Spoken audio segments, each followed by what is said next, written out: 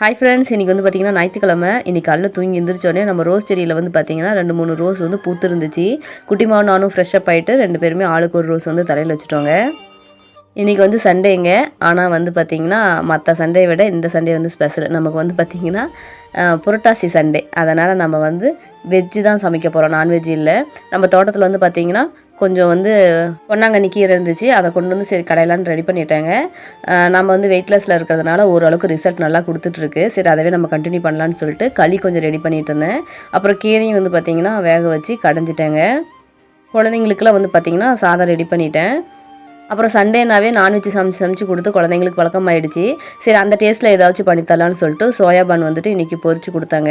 எனக்கு ஒரே ஒரு டவுட் இருக்குது, அது மட்டும் உங்களால் கொஞ்சம் கிளியர் பண்ண முடிஞ்சால் பண்ணுங்கள். புரட்டாசி மாதத்தில் வந்து பார்த்திங்கன்னா காளான் சமைக்கலாமா இல்லையான்னு சொல்லிட்டு கமெண்ட் பாக்ஸில் கமெண்ட் பண்ணுங்கள். ஏன்னா ஒரு சில பேர் வந்து காளான் வந்து வெஜ்ஜுங்கிறாங்க, நான்வெஜ்ஜுங்கிறாங்க. அதனால் எனக்கு தெரியல.